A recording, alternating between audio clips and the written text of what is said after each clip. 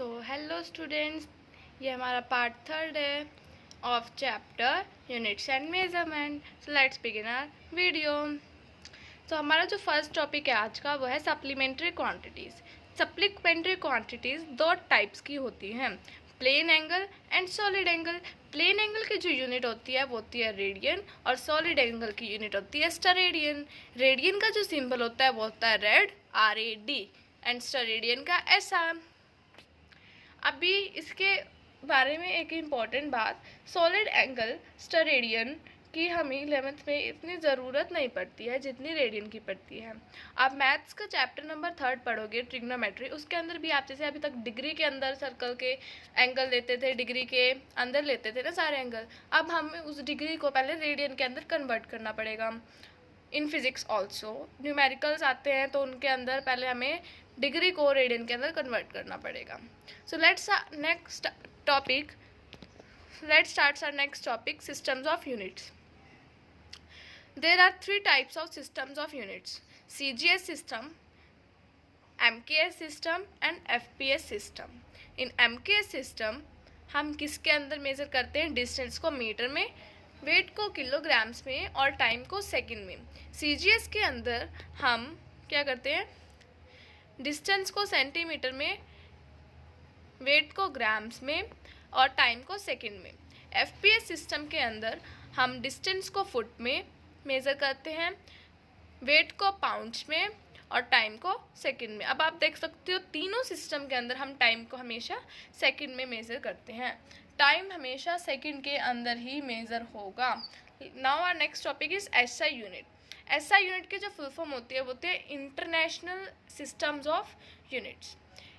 जो present time में हमें MKS को क्या मान रखा है?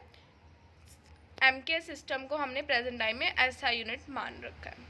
मीन्स जब भी हम SI यूनिट निकालते हैं वो किसके बेसिस पे निकालते हैं? MKS सिस्टम के पे। अब हम पढ़ते हैं advantages of SI unit. So now advantages of SI unit. जो सबसे पहला एडवांटेज है वो है कि SI क्या है? कोहेरेंट सिस्टम्स ऑफ यूनिट है। इसका मतलब क्या होता है? इसका मतलब होता है कि हम बिना किसी न्यूमेरिकल फैक्टर को इंट्रोड्यूस करे हम अपनी जो कैलकुलेशंस हैं फंडामेंटल यूनिट को ऑब्टेन करने में बाय सिंपल मल्टीप्लिकेशन और डिवीजन हम ऑब्टेन कर सकते हैं। उसके बाद है कि SI is a rational system of unit.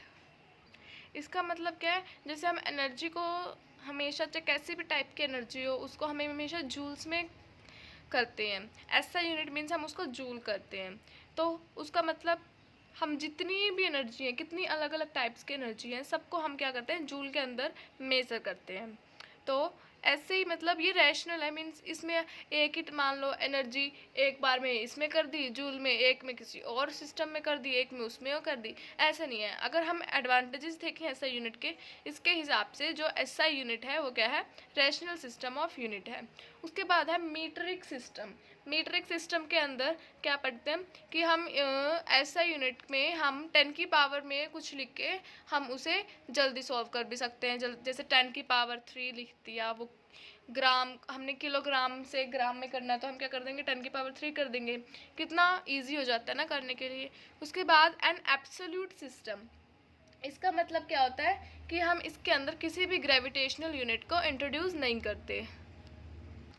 So you can see not introducing gravitational unit. उसके बाद है SI is an internationally accepted system of unit, और SI को पूरे वर्ल्ड में एक्सेप्ट किया गया है। उसके बाद अगर हम देखें guidelines for writing SI unit in symbols, अगर हम सिंबल्स में लिखते हैं SI यूनिट को तो उनकी गाइडलाइंस क्या है? सबसे पहली जो है वो क्या है? Small letters are used for symbols of unit. जब भी हम किसी भी SI यूनिट का सिंबल लिखेंगे उसके लिए हमेशा हम क्या करेंगे? स्मॉल लेटर्स में लिखेंगे, स्मॉल लेटर्स में। Symbols are not followed by a full stop. Symbol लिखने के बाद हम कभी भी फुल स्टॉप नहीं लगाते। मतलब जो सबसे इनिशियल लेटर मीन्स जो सबसे फर्स्ट लेटर है सिंबल का, इस कैपिटल, वो सिर्फ तब कैपिटल होगा जब वो किसी साइंटिस्ट के नेम के ऊपर रखा गया होगा। Full name of unit always begins with small letters. अगर हम फुल नेम लिखते हैं जैसे मीटर का, वैसे तो अगर हम सिंबल देखें तो M है, तो अगर वो किसी साइंटिस्ट के नेम पे लिखा गया, मतलब अगर वो किसी साइंटिस्ट के नेम के नेम से रखा गया होता तो अब हम उसको बड़ा एम लिखते, मीन्स कैपिटल एम। बट अब वो किसी साइंटिस्ट के नेम के आफ्टर नहीं लिखा गया तो हम इसे स्मॉल एम के लिखते हैं। बट अगर हम नेम देखें तो बेशक वो किसी साइंटिस्ट के नेम के साइंटिस्ट के नेम पर रखा गया हो, बट अगर हम फुल नेम लिख रहे हैं तो हमेशा स्मॉल लेटर्स से लिखेंगे। और symbols do not take plural form, symbols में कभी भी प्लूरल सिंगुलर होती है फॉर्म, बट प्लूरल फॉर्म कभी भी नहीं होती। उसके बाद अगर हम देखें पावर्स ऑफ 10, ये क्वेश्चंस न्यूमेरिकल सॉल्व करने में बड़ा इजी आएगा, मीन्स इससे हम न्यूमेरिकल जल्दी सॉल्व कर सकेंगे। अगर हम देखें 10 की पावर 1 होती है डेका एंड 10 की पावर -1 इन डेसी। ये हम किसके उसमें लिख रहे हैं, अगर हम इन्हें मीटर्स के अंदर चेंज करते हैं। उसके बाद हेक्टा इज़ 10 की पावर 2 एंड सेंटी इज़ 10 की पावर -2।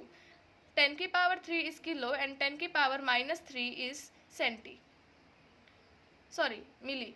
10 की पावर 6 इज़ मेगा एंड 10 की पावर -6 इज़ माइक्रो। 10 की पावर 9 इज़ गीगा 10 की पावर -9 इज़ नैनो एंड 10 की पावर 9 इज़ गीगा। 10 की पावर 12 इज़ तेरा एंड 10 की पावर -12 इज़ पाइको।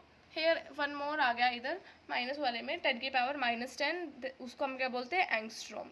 10 की पावर 15 इज़ पेटा एंड 10 की पावर -15 इज़ फेम्टो। 10 की पावर 18 इज़ एक्सा एंड 10 की पावर -18 इज़ एटो।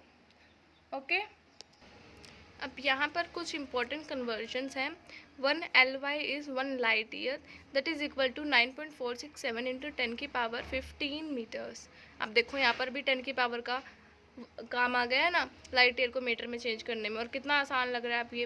और 1 AU 1 एस्ट्रोनॉमिकल यूनिट, इसको हम मीटर में कैसे चेंज करेंगे, 1.496 इंटू 10 की पावर 11 से मल्टीप्लाई कर। 1 parsec is equal to 3.08 into 10 की पावर 6 मीटर, और इसको हम 3.26 लाइट ईयर भी लिखते हैं। तो this is only for this video, bye bye.